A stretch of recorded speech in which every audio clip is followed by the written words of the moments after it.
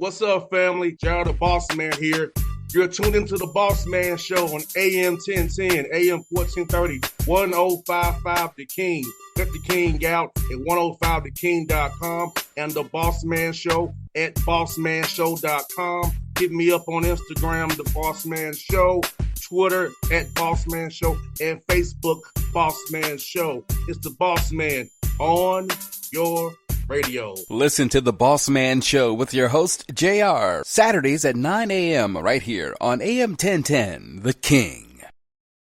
BS3 Network, changing the way you watch TV. Yes, BS3 Network, changing the way you watch TV, covering content and hot topics from A to Z, sports, music, society and culture, movie reviews, you name it, we have it. Check it out on bs3network.com or check us out on Roku, BS3 TV on Roku, as well as check out your favorite podcasts on all podcast platforms or Spreaker.com/BS3 Network. You are now tuned to BS3 Network.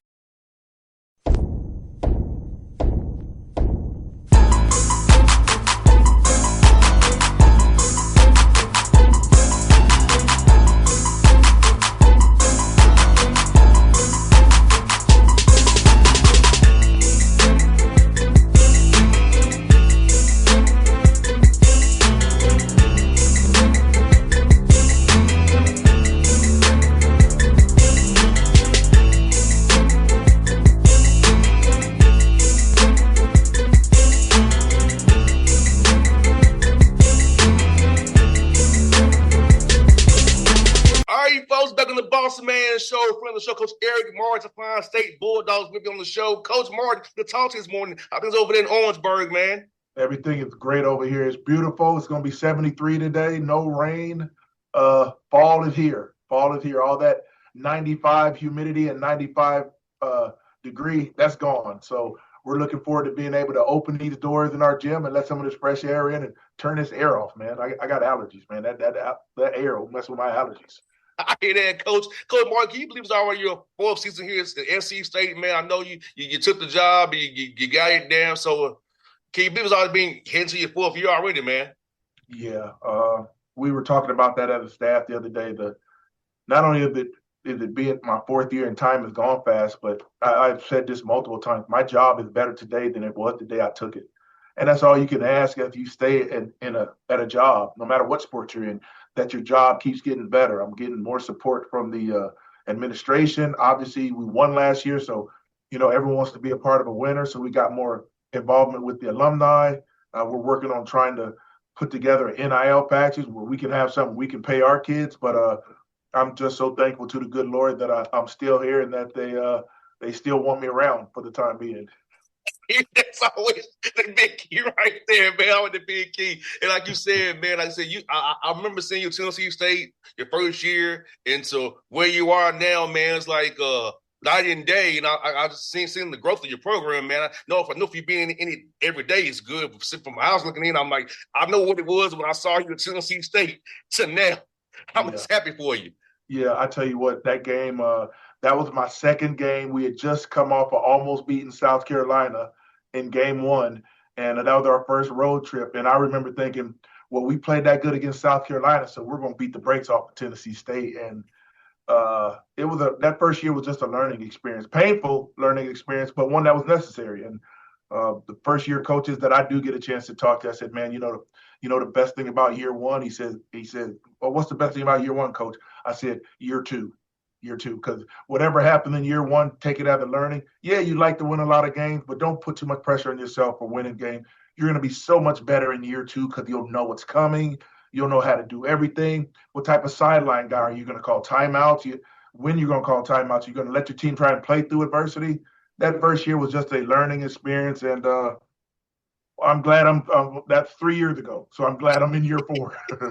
Yeah, man. I remember seeing that. So I said, yeah, I was like, man, but I was happy for you, man. And last year we talked about it in February. Your team was playing very, very well. Made a run in the MEAC championship tournament there. I saw you. I watched you on TV. I was cheering for news on Talk Again after you won, man. But That's right. We said we were going to talk again after we went to the tournament. yeah, so it was like, man, I was looking forward to it. But watching you on TV, I was happy for you guys. Like I said, I know where you came from. I saw you engaged too, and now you're in the MEAC and Norfolk Buffalo Circle competing in the mix. And I was happy for you. I know you didn't get the results you wanted, but I was happy seeing how far you had came just there.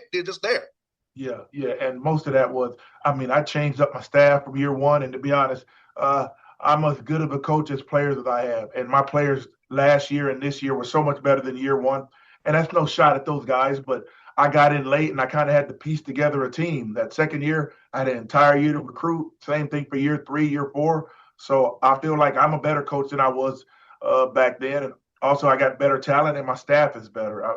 Those guys, they really make it to where all I got to worry about is the X's and O's and practicing games. And when you get a staff like that, you just hope you can keep them together, because guys that good, they're going to get poached from your staff, kind of like my kids that were here last year got poached in the transfer portal. But either way, I'm always for someone getting more money, whether it be with me or someone else. I'm always about someone else getting their money. So Yes, I'm happy when they go. I'm sad when they go, but hey, man, you're going for more money. We're all good. We're all good. Yes, sir. And Coach Martin, you have some young guys on your roster. Think about how important it's still to get good young freshmen, young men, young sophomore, young men who you can grow and develop. Hopefully they'll be with you a long time. But if they go up, get some more money elsewhere, that means that you gave them a good springboard to get there. So think about how important it is still to get young men who are talented, get an opportunity to develop and grow and learn your language versus coming in with a different language that you got to try to break them from. Yeah. I tell you what, the portal is good for those people who've got big bags and big pockets, but it helps me out because a lot of these freshmen we're getting, if there was no portal, we wouldn't get these kids. It's a lot of kids, and especially seniors, they slip through the cracks. So you get those guys, and when I bring them in, the ones who are really talented, I tell them, hey, let me set up your foundation for what's coming in your future. I said, and if you're here longer than 2 years, then you've messed up because you're super talented. And by the time you're done as a sophomore, you should be ready to leave. But I love being able to get those guys. And once again, everybody, JUCO, prep, freshmen, they all have habits you're going to need to break when they get to your campus. But with freshmen, they have more energy. They're a little bit more wide-eyed. They're a little more excited about because they've seen it on TV. The JUCO guys, they've been in JUCO for 2 years. They're a little bit more seasoned about what's coming up. But those freshmen, they have energy. And I asked my freshmen, you guys need to be the ones with the most energy because you guys are new to this. And as you go on, your energy is going to wane a little bit because you know what's coming. But right now, you guys got to bring energy to practice every day. And I got a group that's getting better at that. But they are talented. I have a group of talented freshmen. No doubt. And Coach Martin, I love your roster because you have switchable size. You're very switchable. You can play 1 through 5, switch 1 through 5, 1 through 4. You got whatever you want to do. And the way you press and you attack, you got to love that it's very switchable, man. I'm loving the versatility you got defensively with what I see height-wise. Yeah. It's good because it's still taking them a while to figure out the speed of what pressing the entire game looks like. And I think the hardest part I sell those guys on is, hey, man, when you're tired, you have to ask out. If not, you're going to weaken our press. So I know Coach Huggins had a rule, and I tried to follow it up, is, hey, if you take yourself out, you can put yourself back in. That gives them an incentive to stay fresh, and let's keep using these bodies. We're good with playing 8, but we're great playing 12. So if we can get these new guys who most guys aren't used to wanting to take themselves out, that's most of these guys where they came from, they were the man. So they didn't have to worry about if they were playing hard or not. They were going to play. But at South Carolina State, I ask them to play as hard as they can for as long as they can.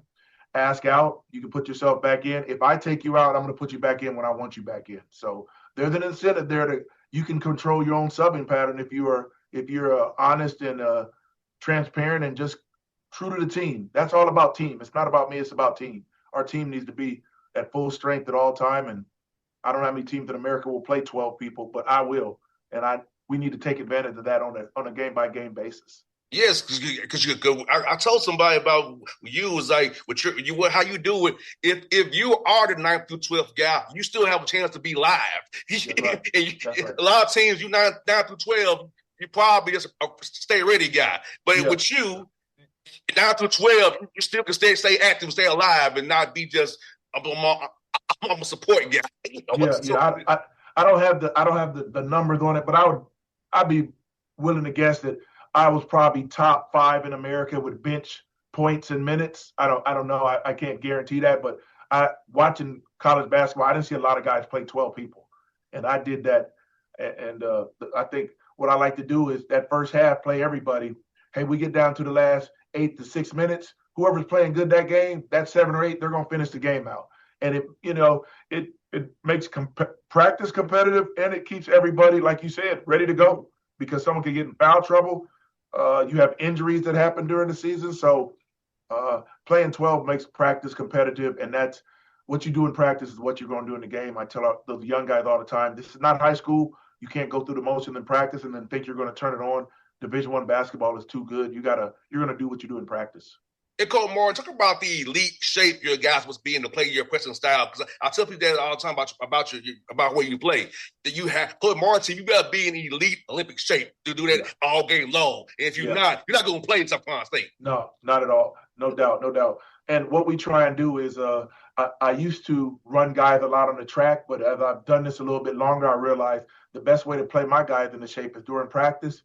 We're going to play little mini games. We're going to make sure they're pressed, and they're going to be fatigued. But as I tell them, you can't get in shape unless you're fatigued. How are you ever going to build up your stamina, build up your lungs, build up your wind? So we do a lot of in-house scrimmaging. We get some of those managers to be referees, and we just play. We give them breaks every 2 or 3 minutes. We don't give them full TV breaks, but once again, we're trying to build this up, and they won't be in good a shape now as they will be in December or January, but we're building toward that. As I tell them, I don't need you to be in peak shape in November. I need you to be in peak shape in January, because January is when we can, make our run toward playing in the NCAA tournament. No doubt, and that seeding very much matters in the MEAC tournament. That seeding matters a lot, and you know it. And the teams are very tough as well. And what I also want to ask you about, Coach Martin, is this, man. When you play that way, teach these guys to kind of rest and recover, sleep well, and eat well, because the playing kind of style, all them things matter. Yeah. And you know what, to be honest with you, even if we weren't playing that way, what you said is so important with these new guys. Fellas, you got to watch what you put in your body. You got to stay away from soda. You got to drink water. If you have a choice between fruit punch or something and Gatorade, drink the Gatorade. It's hard to monitor them because they're going to class and they got study hall. But so all we can do is preach to them, hey, man, what you put in your body is what you're going to have at practice. We were fortunate enough this year to have a nutritionist come and speak to our kids about the importance of their diet and getting liquids in them. And, I don't think that's pushed enough amongst college athletes. I don't know how anyone does it anywhere else, but we've tried to be on top of, hey, fellas, during practice, we take a break, finish your entire bottle of water. Don't just drink 2 squigs, because water gives your body strength. And I don't think I was privy to that information when I was in college. I know I was back in college back in the 90s, so things were different. But I do know now I am big on, fellas. If you have a Gatorade bottle, regular Gatorade bottle, in a 2-hour practice, you should finish at least 6 or 7 of those. And that's just to keep you hydrated. So it's about being in shape. It's about taking care of your body. I think as time has gone on now, with LeBron James spending $1 million on his body, I think the introduction of how you take care of your body and being more proactive than reactive to keep your body healthy has come the past 10 to 15 years. And obviously we're trying to keep up with it. And we've just bought our guys some cold tubs for them to be the ice whirlpool after practice. So there's always something on the horizon, and we're trying to keep up. Obviously we don't have the funds that those Power Fives do, but as I said, my administration has helped me out a lot more. So we're adding things to our program, and hopefully that'll benefit us throughout the year. And, Coach, you're going to get a lot of help these big checks I see you got coming from Louisville, Charleston, Missouri, South Carolina, Tennessee. Man, you on the Power 4 circuit, I see. Yeah. Well, as we said earlier, I got to pay bills. But also the flip side of that is when I bring these kids in, they want to play in those type of environments. Yes, I know sir. I would. I mean, I tell them, hey man, you're in that Yum Yum Center, and oh man, it's loud, and I don't have to. They know what South Carolina is, and then Missouri, we played there 2 years ago, one of the best arenas, and then what I think personally is the best college basketball arena in America is Tennessee. It is big. It goes straight up, and when they get this, I mean, really, they're as loud as Kansas. I never got a win at Kansas, but I played at Kansas when I was at West Virginia 10 years. Man, it's so loud you can't even hear your coach at timeout. So I think our kids look forward to that. But in the same way, I also got to schedule some games where I don't crush their confidence because it's a long season, and you don't want the kids thinking we're supposed to lose. No, we're not. We're supposed to compete. And if we make free throws and layups, I think we have a chance to be in any game we play this year. No doubt, Coach. I remember Tennessee State coming in. We'll be 3-13 and two and like 2-14. Like man, but you have to understand we have to pay bills. For MCs, you have the basketball team, football team, women's basketball has to pay for all the non-Olympic sports. They got to be paid for. So, like you said, Coach, it's hard not to get frustrated when you see yourself 3-12 and 3-11. Yeah, I tell you what, not my first year, but my second year, that's the year I started having the grown man talk, which is, hey fellas, let me tell you why we play some of these games. And I kind of break it down and it's usually after we play or lose a game in one of those venues because kids are probably wondering, man, Coach, why we keep playing? Fellas, we got to pay bills. This is what this is for. This is how this works. Let's look at this, as I said, as a positive. You guys get to go up against draft picks. You see where you are, see where you need to get better, and you get to see those guys in person. So you could be like, hey, man, that guy really shot it well, or that guy's a good. Now you have something to measure yourself against, and, you can see if you can get better. And I'm not saying get at their level, but sometimes you can't be great unless you see greatness. And that's another reason I enjoy playing those type of schools on their home floor. If you get in the tournament, you're going to probably be a 16 or a 15 seed. Right. So you're going to play anyway. Great point. Y'all have already done it. Yep. So now we get in the tournament. We won't be intimidated if we run into someone like that because we've already played quality competition. Good point. Last one for you, coaches. You got two guys from my back neck of the woods, Noah Treadwell and Derwin Hodge Jr. Tell us about those young men coming here from the Atlanta area, man. Yeah, I tell you what, Derwin Hodge has to be probably, I say he's probably the most talented guy I've had since I've been here. I put Drayton up there, but Drayton just has the body that makes him the physical specimen who he's now at Butler. But Derwin is long, run, jump. We're just trying to pull that energy and because he's so laid back. He's like, I mean, Tim Duncan is a wild man compared to Derwin. Derwin doesn't say much or do much. I put him on the line and run him. He doesn't change his facial expression or anything. So my goal this year is just trying to bring that energy out of him. And on the flip side, Noah Treadwell is he doesn't lack for confidence. He's going to shoot that ball. And I told him, hey, man, you shoot that ball. But here's the deal. When I put you at point guard, everyone else has to eat. You got to eat last. You got your coach. But as I said earlier, Raheem Waller's done a great job with we want to recruit Georgia, Atlanta. There is so much talent. They can't all go to Georgia Tech, Georgia State, Georgia Southern. So we get in there and we as I said, we use our Atlanta chapter and we try and influence these kids. But, I mean, whether they come from Atlanta or somewhere else, man, you just got to be able to tell these kids that, hey, I'm going to do right by you. I'm going to make sure you go to class. I'm going to make sure you're bigger and stronger. Now, we're always into the weights, South Carolina State. And then you're going to play against good players every day, and we'll get you better. I'm not one of them guys that's going to lie to you and say, I expect you to be here for 4 years. That's not sustainable. So why not just be honest from the start? Hey, man, you're a really good talent. If you do what you're supposed to do, you can leave after 2 years, and when you leave, you get a bag. And when you get that bag, I'd appreciate if you donated to our program at South Carolina State University. Give back. Yes, indeed. And, Coach, I'll tell you, I know you got your fundraiser coming up this week, but in the future, if you need a DJ for a fundraiser in Atlanta, I got you, Coach. That's my side hustle, too. I'll get that inside, Coach. So. I got you. Now I know that. I got you. I didn't know that. Yeah, I host and DJ, so I come pray to the speakers, and I get the nice R&B jam going. We can host and have a program. I'm good, Coach. That's what I do on the side, brother. Hey, this is the fourth or fifth time we've talked. This is the first time. Sixth time, Coach. Sixth. Yeah, this is the first time you tell me you're a DJ. Yes. Keeping Yes. her on the low. Yeah, I'm a DJ, coach. I'm a host. Okay. I do those side, brother. So yeah, Okay. that's just one of my side hustles. So if you ever need me, I got you, coach. I'll tell you what, we're gonna come down to Atlanta every year and do the alumni thing. And yeah, next year we'll talk, because why not have a DJ? And every year it's gotten bigger. Last year was a little bit. This year we're gonna have a bigger crowd. Next year we're gonna have it bigger. So yeah, we're gonna need a DJ. We'll talk. We'll talk. Yeah, coach. If you want to go on Instagram, I host the Albany State's kickoff dinner, so you can see some of the work I do. Albany State had me there. I'm gonna do Clayton State as well here in my backyard. So I do it for coaches all the time, brothers who need help. So I'm willing to help you, coach. I'm out here for you, brother. I appreciate it. I appreciate it, brother. And I appreciate you having me on today. Once again, it's always fun talking with you. You got a great personality, great smile. I got great energy with you, and I wish you nothing but the best of luck. And definitely, we need to talk before the tournament, because we got our yearly thing where we're going to talk, and then I'm going to say we're going to talk after I make the tournament. Yes, hey, coach. We're going to talk in February to make this happen. We're going to talk in February again, make it happen. Hope we're talking again in March, and then we're ready to get on the show, brother. That's right. That's right. Yeah, perfect. So thank you as always, brother. It's fun to talk to you, my brother. Thank you. Appreciate you having me. Thanks, coach. See you soon, man. All right, brother. BS3 Network, changing the way you watch TV. Yes, BS3 Network, changing the way you watch TV, covering content and hot topics from A to Z, sports, music, society and culture, movie reviews, you name it, we have it.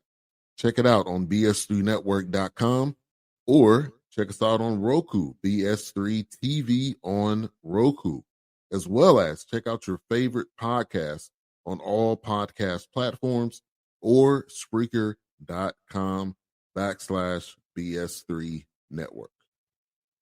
You are now tuned to BS3 Network. What's up, family? Gerald the Bossman here. You're tuned into the Bossman Show on AM 1010, AM 1430, 1055 The King.